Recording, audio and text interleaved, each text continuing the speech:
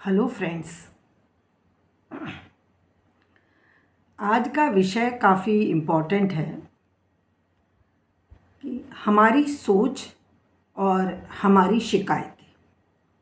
ज़्यादातर हमारे जीवन में जो प्रॉब्लम है वो हमारी सोच की वजह से है और हमारी शिकायतों की वजह से। मतलब हमें जो प्रॉब्लम होती है वो हमें उन्हीं लोगों से होती है जो हमारे हिसाब से गलत करते हैं, वही हमारी शिकायतें होती हैं। तो जो मेरी दुनिया से शिकायतें हैं, जो मेरी लोगों से शिकायतें हैं, किस्मत से शिकायतें हैं, भगवान से भी मेरी शिकायतें होती हैं, तो यही मेरे दुख का कारण है। तो इसी बात को आज हम समझेंगे कि इन शिकायतों को हम कैसे हैंडल करें। देखिए, हर इंसान का एक सोच का एक पैटर्न होता है। कई बार हम लोगों से कहते हैं कि नेगेटिव मत सोचो और लोगों को माफ़ करो, जाने दो। इस पर भी वीडियो भी आई है। और ध्यान मत दो, लेकिन लोग वैसा नहीं कर पाते और वो इस बारे में सुनना भी नहीं चाहते। देखिए, अगर मेरा ये मानना है कि लोगों को मैं जो भी उन्होंने मेरे साथ किया है उसे मैं याद रखूं, जिससे कि भविष्य में कोई मेरे साथ वैसा ना कर पाए, और कोई मुझे ये समझाने लगे कि भाई इसे भूल जाओ, क्योंकि याद रखने से तुम्हारे दिल दिमाग पे प्रेशर रहेगा, तो ये मैं नहीं समझने वाला। क्योंकि मेरी सोच का एक पैटर्न है और वो जो मुझे ये बात समझा रहा है वो भी नहीं समझने वाला, क्योंकि उसकी सोच का भी एक पैटर्न है। आज हम ये बात समझेंगे कि ये सोच का पैटर्न कैसे बनता है, लोगों को एक दूसरे से इतनी शिकायतें क्यों होती हैं और इसको हम कैसे थोड़ा कम कर सकते हैं, इसके इफ़ेक्ट को थोड़ा इससे बाहर आ सकते हैं। ये सोच की का जो ये चक्र चला हुआ है, भंवर, सोच का हमारे अंदर एक भंवर है और हम उसमें फंसे हुए हैं और उसमें हम गोल गोल घूमते घूमते घूमते हम एक दिन हाइपरटेंशन और डायबिटीज़ और ऐसी बीमारियों का शिकार हो जाते हैं। और इसी सोच के भंवर में फंसे फंसे कई लोग सुसाइड कर लेते हैं या मर्डर कर देते हैं या अति झगड़ा कर लेते हैं और रिश्ते बहुत बहुत ख़राब कर लेते हैं और बाद में पछताते रहते हैं। देखिए, बाद में क्यों पछताते हैं? क्योंकि वास्तव में वो प्रॉब्लम थी नहीं। बाद में पछतावा क्यों होता है? जब अलग हो गए, छोड़ के चले गए, तलाक ले लिया, तो बाद में पछतावा क्यों होता है?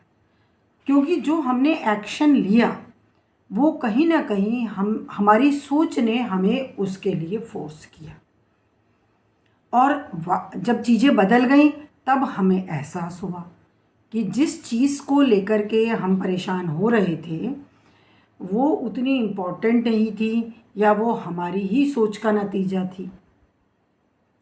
इस बात को समझना इतना आसान भी नहीं है। अपनी ही सोच के पैटर्न को समझना, खुद ये समझना कि हमारी जो सोच है वो भंवर है हमारे अंदर, इसको हम कैसे शांत करें। हम सिर्फ उस भंवर में फंसे फंसे हम ये मानते रहते हैं कि ये बाहर वाला हमें घुमा रहा है, ये जो सामने वाला है इसने मुझे घुमा रखा है, ये मुझे परेशान कर रहा है। तो इसके लिए एक तो समझने के लिए हम लोगों को ध्यान से देखें और समझें और खुद को भी देखें और समझें कि मैं क्या सोचता हूँ, जनरली मैं क्या सोचता हूँ। जैसे मैंने कई लोगों को देखा है कि जैसे ही उनके पास बैठेंगे तो वो कई बार आपकी तारीफ़ करना शुरू कर देंगे। थोड़ी देर बाद एक है मेरी जान पहचान वाली, वो वो सही बात लाती हैं, गलत बात नहीं है, लेकिन जिन बातों का मुझे ध्यान नहीं होता है, कोई पुरानी बात लाएंगी, आपने ये कहा था, आपने वो किया था। अब इससे मेरे दिमाग में उनकी बहुत अच्छी, और हर किसी को अपनी तारीफ़ सुनना तो पसंद होता ही है और कहीं ना कहीं उसका इफ़ेक्ट हमारे ऊपर जाता है। तो अब हम इस बात के बाद हम उनके प्रभाव में आ जाते हैं, वो हमें बहुत अच्छी लगने लगती हैं। अब वो धीरे धीरे बैठो तो फिर वो किसी जान पहचान वाले की, जो कॉमन जान पहचान वाले होते हैं, उनकी वो बुराई करना शुरू करेंगी। अब ये भी हमें कहीं ना कहीं हमें अच्छा लग जाता है, क्योंकि अगर कोई कॉमन ऐसा है जिससे मुझे भी थोड़ी प्रॉब्लम है, उन्हें भी थोड़ी प्रॉब्लम है, तो जब वो बुराई करना शुरू करेंगी तो मेरे मन को सुख मिलेगा। तो जनरली फिर ऐसे लोगों से हम बहुत अट्रैक्ट हो जाते हैं, उन्हें हम फ्रेंड मान लेते हैं। और लेकिन मैंने ये चीज़ देखी कि ये उनका मिलने के बाद उनका ये एक तरीका है, उनके उनके साथ हमेशा ऐसे ही होता है, वो हमेशा ऐसा ही करती हैं।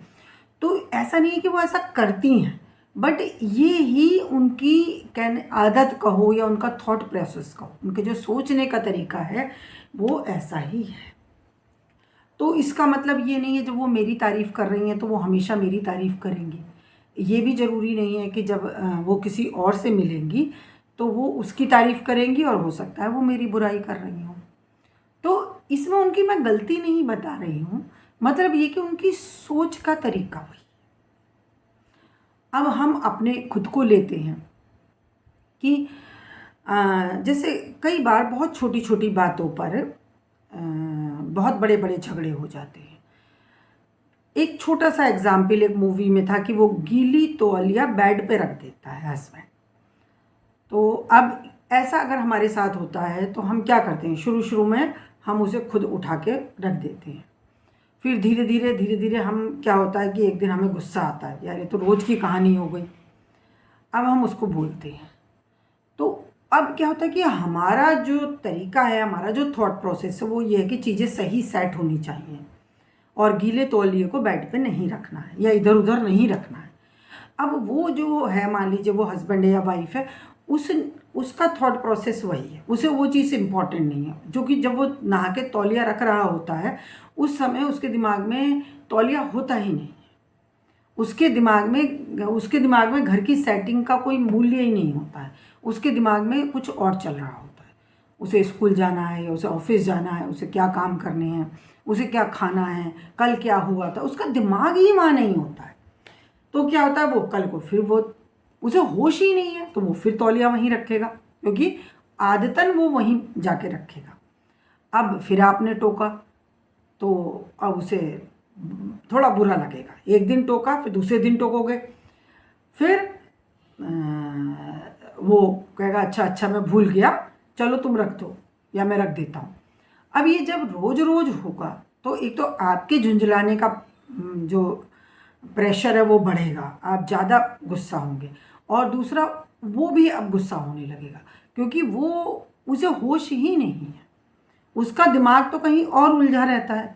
जब वो नहा के आता है उसका दिमाग तौलिए में होता ही नहीं है, वो उसे पता ही नहीं होता कि उसने कब तौलिया वहाँ रख दिया। तो अब धीरे धीरे वो आपकी बात जब आप टोकेंगे तो वो अपसेट होना शुरू हो जाएगा। उसे समझ में तो आ रहा है कि मेरी गलती है, उसे गलती मानो तो, लेकिन वो इसको सुधार नहीं सकता, क्योंकि जैसे आपकी आदत है ऐसे ही उसकी आदत है, तो वो इसको सुधार नहीं पाएगा और फिर वो भी रिएक्ट करना शुरू कर देगा। अब दोनों तरफ बराबर रिएक्शन आ रहा है, ये बात इतनी बड़ी हो जाएगी कि अब वो ध्यान ही देना बंद कर देगा। अब वो हो सकता है जानबूझ के तौलिए को वहीं रखे, क्योंकि अब उसकी ईगो हर्ट हो रही है। आप उसको रोज उस बात के लिए टोक रही हैं जो वो नहीं कर पा रहा। ये तो सिर्फ मैंने एक एग्जाम्पल से बात समझाई है जो बहुत बड़े झगड़े में बदल सकती है, और नहीं भी बदलेगी तो आपका एटीट्यूड सारा बदल जाएगा। आपका जो उसके लिए डिवोशन था, लव था, वो सब चेंज हो जाएगा। आप गुस्से में रहेंगी। आप पूरी ज़िंदगी हो सकता है तौलिया उठा के सुखाती रहें, लेकिन आप पूरी ज़िंदगी इस बात से बहुत अपसेट रह सकती हैं, और आपका रिलेशनशिप उस हस्बैंड के साथ में फिर वैसा प्यार वाला नहीं रहेगा, क्योंकि रोज़ आपको उसकी इस बात पे गुस्सा आ रहा है। तो ये तो एक एग्जाम्पल है, ऐसे आप हज़ारों हज़ारों एग्जाम्पल आप देख सकते हैं। अब बात ये कि ऐसा क्यों होता है, ये सोच के भंवर में हम क्यों फंस जाते हैं, ये सोच हमारी कहाँ से बन जाती है। हर इंसान अपनी सोच के भंवर में फंसा हुआ है। और शायद कोई दो व्यक्ति ऐसे हों जो ज़िंदगी भर खुशी खुशी एक साथ रह सकें।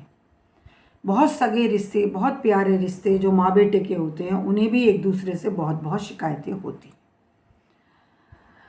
तो ये क्यों होता है, इसको हम आज समझेंगे और क्या हम इसमें कुछ सुधार कर सकते हैं। तो देखिए, हमारी जो सोच हमें अंदर से आती है वो हमारे अंदर जो जीवन से गया होता है उसकी वजह से आती है। सोच को अगर हम माने कि एक स्मेल है, तो किसी चीज़ में से स्मेल, कौन सी स्मेल आती है? जो चीज़ वो है।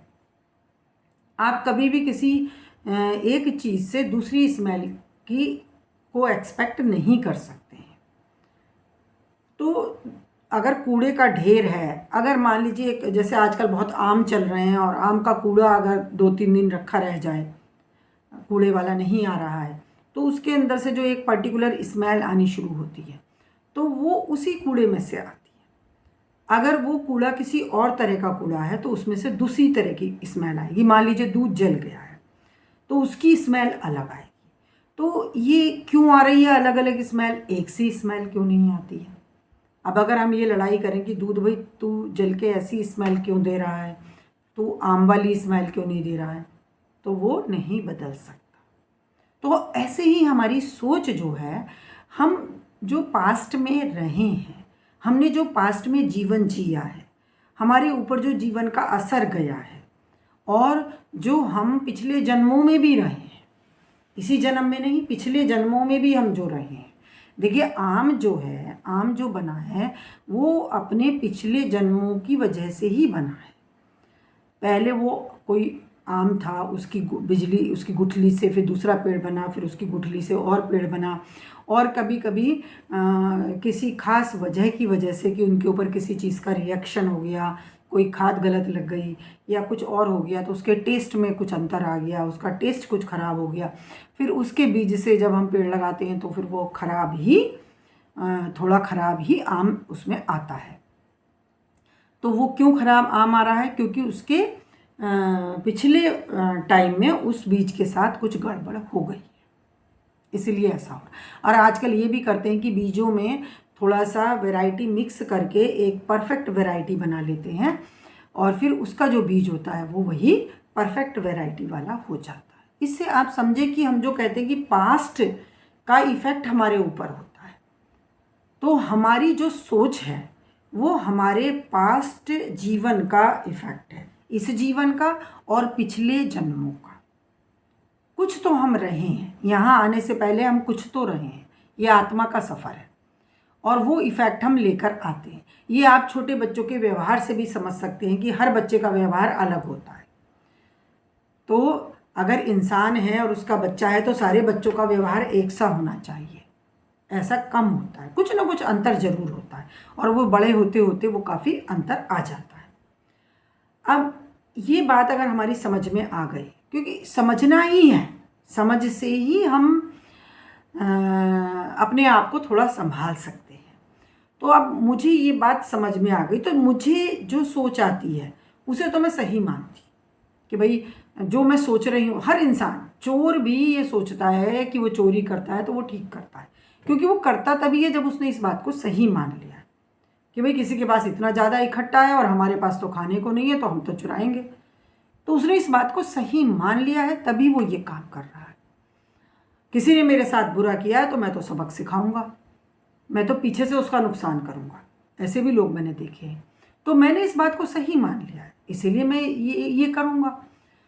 तो मेरी जो सोच है उसे तो मैं सही मानता हूँ, लेकिन जो मेरे साथ में रह रहा है उसकी जो सोच है वो मेरी है नहीं, तो वो मुझे परेशान करती है। वो ये भी हो सकता है कि अगर वो सही है, मतलब सोशल नॉर्म्स के अकॉर्डिंग वो मुझे कह रहा है कि भाई तू चोरी मत कर, तू घर बैठ जा, तू चोरी मत कर, मैं खिला रहा हूँ तुझे, तो कुछ भी मत कर, तू चोरी मत कर, तो भी मैं रुकने वाला नहीं हूँ, वो मुझे बुरा लगेगा। क्योंकि चोरी सिर्फ मैं ज़रूरत की वजह से नहीं कर रहा हूँ, चोरी करने में मुझे मज़ा आ रहा है, तो मेरी आदत बन गई, वो मैं जाऊँगा और करूँगा अगर मैं चोर हूँ तो। तो वो सामने वाला की जो सोच है, ज़रूरी नहीं कि वो गलत है, अगर वो अच्छी सोच है तब भी मुझे परेशानी होगी, क्योंकि वो मेरी सोच से उसकी सोच मैच नहीं कर। अब अगर हमें ये बात हमें गहराई से समझ सकें कि ये थॉट प्रोसेस है उसका भी और मेरा भी, तो या तो हम दूरी बना लेते हैं। कई बार होता है कि बच्चों को कुछ भी बोलते रहो वो सुनते नहीं हैं, वो आपके पास बैठेंगे नहीं, जैसे ही आप बोलना शुरू करेंगे वो ज़ोर से रिएक्ट कर देते हैं, क्योंकि आपका सोचने का तरीका अलग है, आपके अंदर से जो खुशबू आ रही है वो अलग है और बच्चों के अंदर से जो खुशबू आ रही है वो अलग है। ना आप रुक पाएंगे ना वो रुक पाएंगे। तो ऐसे में जहाँ हम बिल्कुल अलग नहीं हो सकते, मान लीजिए वो हमारा कोई फ्रेंड है और हम उससे बच सकते हैं, तो कई बार लोग ज़िंदगी भर शक्लें तक नहीं देखते हैं या कटते हैं या फ़ोन तक नहीं उठाते हैं कि भैया फिर वही बात करेगा। तो ये हमारे अंदर से और उसके अंदर से निकलने वाली खुशबू है, जो हम हैं वो खुशबू निकल रही, हमारी सोच हमारे अंदर से निकलने वाली एक खुशबू है। अगर हमें ये बात समझ आ जाए, आएगी नहीं वो भी बताऊंगी कि क्यों नहीं आएगी, लेकिन अगर ये बात हमें समझ आ जाए तो हम दूसरे के साथ, अपने साथ तो अधिकतर हम कंफर्टेबल होते हैं, कई बार नहीं भी होते हैं। कई बार इंसान खुद से भी बहुत परेशान होता है कि मैं ऐसा क्यों करता हूँ, ऐसा भी लोगों को देखा है। और जब मुझे ये बात अगर समझ आ गई गहराई से कि मैं ऐसा क्यों करता हूँ, मेरे अंदर से ये खुशबू क्यों निकलती है, क्योंकि ये मेरे अंदर कुछ पास्ट में गया है, उसकी वजह से ये खुशबू निकलती है। और दूसरे के अंदर भी, दूसरे का पास्ट अलग है तो उसके अंदर से वो खुशबू निकलती है। और हमें कैसे रहना है, जैसे एक फ्रूट बास्केट में डिफरेंट फ्रूट्स रहते हैं, साथ साथ बैठे हुए भी वो अपने अपने में खोए रहते हैं, और एक दूसरे की खुशबू अगर आ भी रही होगी तो वो बर्दाश्त करते हैं, रिएक्ट नहीं करते हैं। लेकिन अगर कोई फ्रूट ज़्यादा इंटरफेयर करता है, कोई सड़ने लगता है, तो दूसरा भी सड़ना शुरू हो जाता है। देखा ना कि अगर एक सेब सड़ा हुआ हो तो पूरी बास्केट सड़ जाती है। तो ऐसे हमारे विचार एक दूसरे को प्रभावित भी करते हैं जब बहुत स्ट्रॉन्ग व्यूज़ होते हैं। और यही होता है कि जब एक बहुत स्ट्रॉन्ग खराब व्यूज़ होते हैं तो पूरा पूरा ग्रुप खराब हो जाता है। कहते हैं ना, एक छोटा सा बिगड़ा हुआ बच्चा बाकी बच्चों को भी बिगाड़ देता है। और एक अच्छा इंसान, कई बार एक संत होता है, वो समाज को बहुत कुछ दे जाता है। तो ये तो बहुत स्ट्रॉन्ग कंडीशन में हुआ, बट बाकी जो बीच की नॉर्मल कंडीशंस होती हैं वहाँ पर हम झगड़ा करते रहते हैं, अपसेट रहते हैं, उदास रहते हैं। और एक बात और होती है कि जब हम जाके किसी से शिकायत करते हैं, अपना दुखड़ा रोते हैं, तो आप देखेंगे अधिकतर वो हमें समझाना शुरू कर देते हैं। हम अपनी परेशानी बता रहे हैं और वो हमें ही समझाना शुरू कर देते हैं। और यहाँ आके हमें और गुस्सा आता है कि मैं तो सामने वाले की, तीसरे इंसान की गलती बता रहा हूँ, मैं तो ये बता रहा हूँ कि मेरी सास मेरे साथ क्या करती हैं और ये मुझे ही समझा रही हैं, ये उन्हें ना समझा के मुझे समझा रही हैं। ये होता है क्योंकि उनका अपना सोचने का तरीका है और मेरा अपना सोचने का तरीका है, तो मैच करेगा नहीं। जैसे ही मैं उन्हें अपनी शिकायतें बताऊंगी वो अपने हिसाब से मुझे समझाना शुरू कर देंगे, और यही मैं फिर धीरे धीरे उनसे कटने लगती हूँ। मुझे समझना नहीं है, मुझे चाहना है, मैं चाहती हूँ कि कोई मेरी हाँ में हाँ मिलाए। समझना मुझे नहीं है, क्योंकि मैं समझ सकती ही नहीं हूँ, मेरी सोच का प्रोसेस ही अलग है। और दूसरा कोई सामने वाला मेरी स्थिति को महसूस कर भी नहीं सकता है। और ये भी होगा कि मैं गलती पे होंगी और सामने वाला मेरी हाँ में हाँ मिलाना शुरू कर देगा, क्योंकि वो भी उन्हीं परिस्थितियों से गुजर रहा है। तो अब हम क्या करेंगे, मैं भी गलती पे हूँ मान लीजिए और वो भी गलती पे है, तो हम मिलके और बड़ी गलती बन जाएंगे। कई बार ऐसा भी होता है कि मेरा ही व्यवहार गलत है, मैं ही अपने हस्बैंड में कमियां ढूंढ रही हूँ, मैं ही उसकी बात बात पे गुस्सा कर रही हूँ, और ये बात मैं अपनी किसी सहेली से कहती हूँ और वो भी ऐसी ही है, तो हम मिलके एक बड़ा और स्ट्रॉन्ग बॉन्ड हमारा बन जाएगा, सेम थिंकिंग हो जाएगी। अब यहाँ बात आती है कि ये तो समझ आ रहा है कि ऐसा क्यों होता है, वो हमारा पास्ट जीवन रहा होता है, उसमें उसको जो हमने जिया है, उससे हमारे अंदर से सोच निकल रही है, बदबू निकल रही है या खुशबू निकल रही है। उसको हम बदल नहीं सकते हैं। उसको हम बदल कैसे सकते हैं? जब हम कहीं से कोई खुशबू या बदबू आ रही है, अगर हमें उसे हटाना, किसी परफ्यूम की खुशबू को हटाना, लोगों को बहुत एलर्जी हो जाती है परफ्यूम से, या उन्हें परफ्यूम पसंद नहीं होता है, तो उस परफ्यूम की खुशबू को हटाने के लिए हमें परफ्यूम लगाना बंद करना पड़ेगा, या हमें खुद वहाँ से हटना पड़ेगा। तो परफ्यूम को हटाना पड़ेगा। परफ्यूम को समझाने से कि तुम खुशबू मत दो, वो खुशबू देना बंद नहीं करेगा। तो हमारे अंदर जो जीवन का असर गया हुआ है, उसको हमें हटाना पड़ेगा। और एक चीज़ और होती है, जो ये जीवन का असर मेरे अंदर गया है, इसी से मेरी सोच बन रही है और इसी से मैं सामने वाले से परेशान हूँ। तो सामने वाले को बदलने से कुछ नहीं होगा, ना वो बदलेगा। मैं अपने ऊपर काम कर सकता हूँ और मुझे अपने ऊपर ही काम शुरू करना है। तो जब मैं बदलूंगा तो सामने वाला भी बदलेगा। देखिए, मैं अगर कूड़ा हूँ तो लोग मुझे कहाँ डाल के आने वाले हैं? कूड़ेदान में। अब मैं कितना भी लोगों को समझाऊं, वो नहीं समझने वाले, वो मुझे कूड़ेदान में ही डाल के आने वाले हैं। लेकिन अगर मैं ज्वेलरी हूँ तो वो मुझे जाके सेफ में रखेंगे। तो बदलाव तो मुझे अपने अंदर करना है ना। मुझे क्या, मैं खुद अपने अंदर बदलाव करूँगी। तो कई बार लोग कहते हैं भाई हम अपने अंदर बदलाव कर लेंगे तो सास थोड़ी बदल जाएगी। बदल जाएगी वो भी। वो आपके साथ जो व्यवहार कर रही है वो इसी वजह से कर रही है कि आप क्या हैं। आम है तो मैं उसे खाने ही वाला हूँ। आम कितना भी कहे कि भाई मैं तो इतना सुंदर हूँ, मुझे मत खाओ, मुझे क्यों खाते हो? भाई तुम्हारा और कोई इस्तेमाल है ही नहीं, तुम्हें खाना ही है।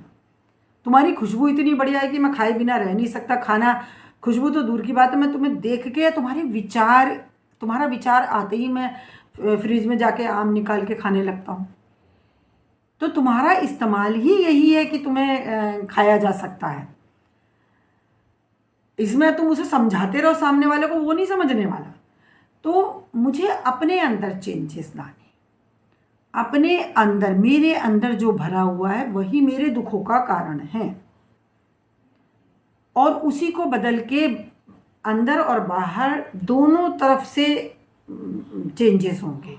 मतलब मेरी अगर अंदर से निकलने वाली सोच बदलेगी, वो सोच आनी बंद हो जाए, तो मैं आराम में आ जाऊंगा।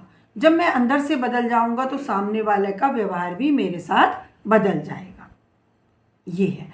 तो इस सोच को हम कैसे बदलें? इसको बदलने का एक ही तरीका है जो मैं सारी वीडियोस में बता रही हूँ, कि एक तो ईश्वर का ध्यान, ईश्वर से ईश्वर को ही मांगे, वो एनर्जी को बुलाए। ये गंदगी कैसे हटेगी? वो ईश्वरीय एनर्जी को ही बुलाएं, वो आएगी तब ये गंदगी बाहर जाएगी। इसके लिए मैं बताती हूँ कि बैठ जाएं और ये सपोज करें कि वो ईश्वरीय एनर्जी मेरे अंदर आ रही है, और जो मेरे अंदर जीवनों का असर है पुराना, वो बाहर जा रहा है। ऐसा सपोज करें कि वो जा रहा है, वो पीछे से निकल रहा है, और ईश्वरीय एनर्जी मेरे अंदर आ रही है।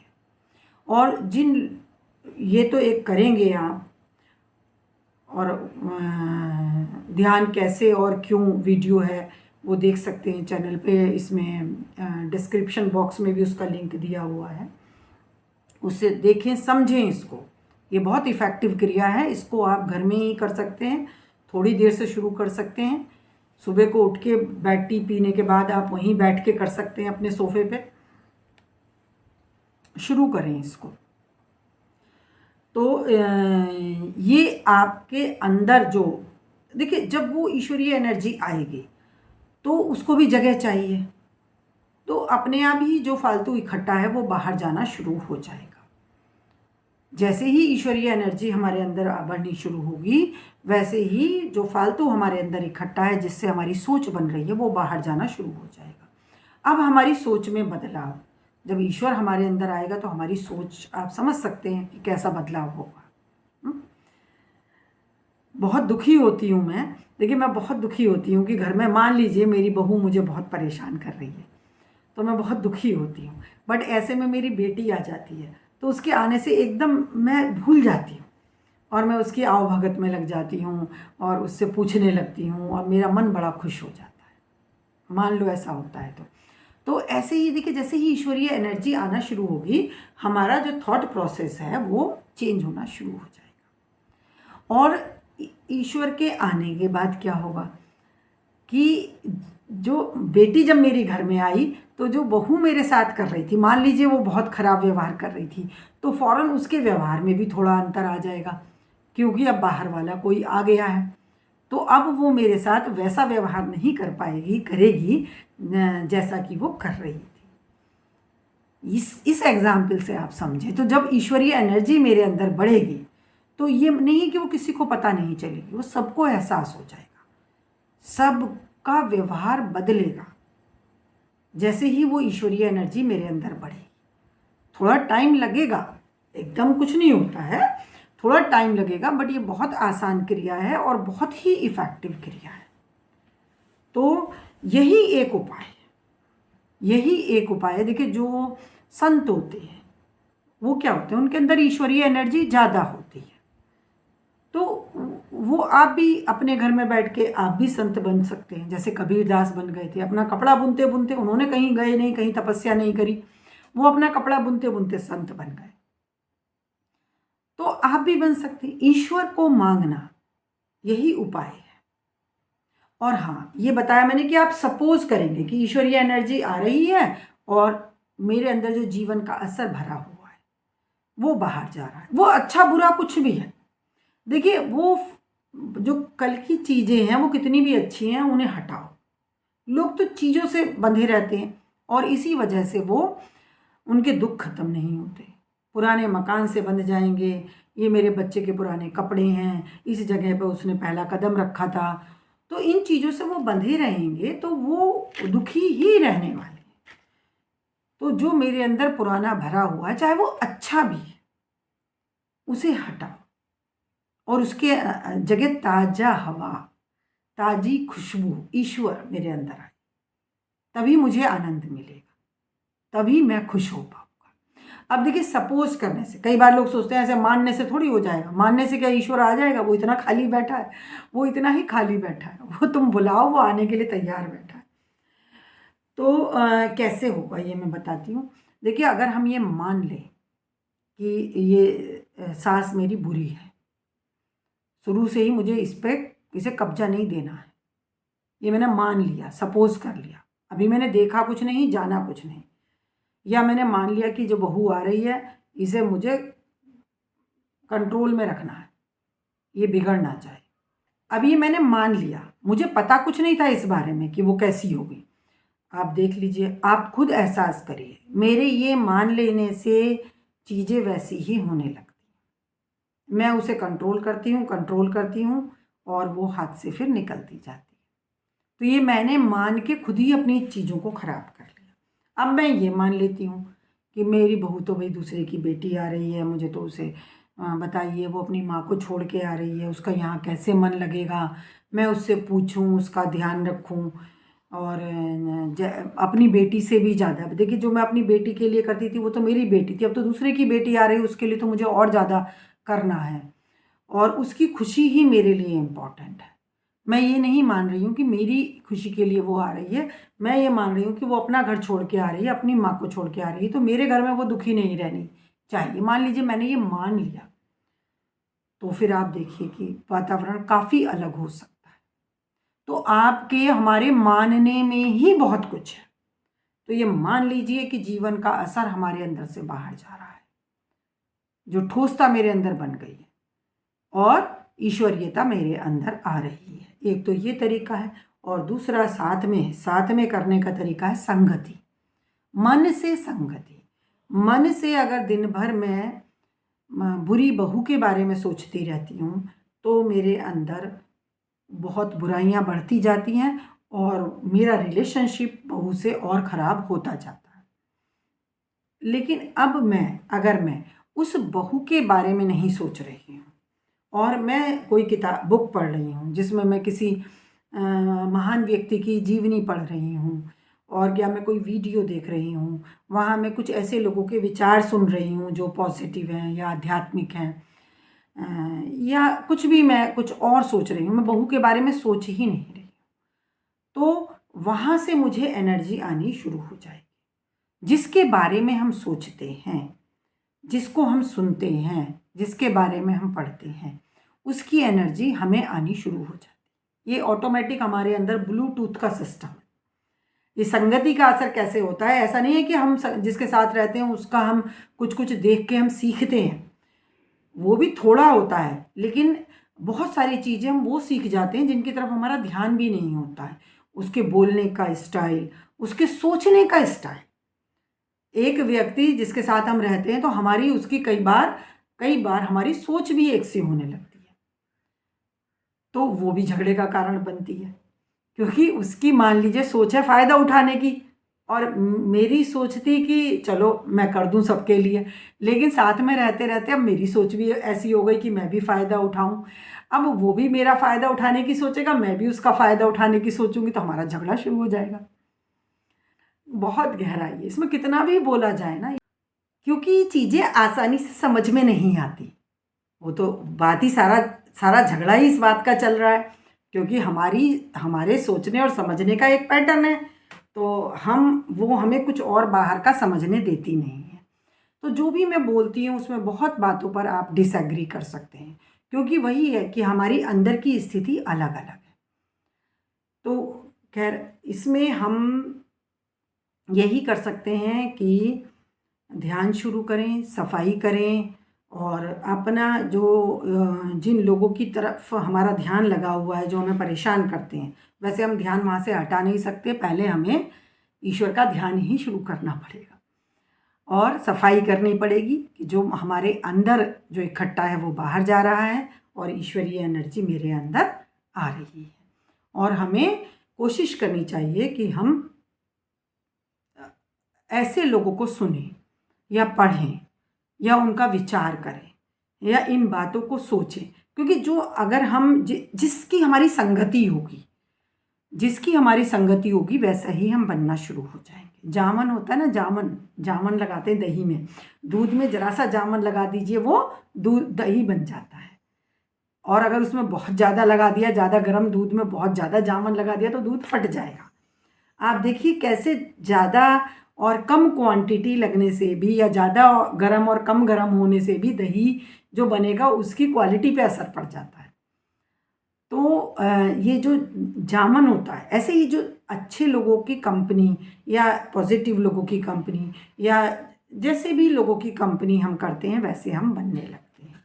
तो हमें मन से, ऐसा नहीं है कि हमें कहीं जाकर बैठना ज़रूरी है, हम अपने मन से बुक्स में पढ़ के हम किसी की भी कंपनी, किसी का भी साथ पकड़ सकते हैं।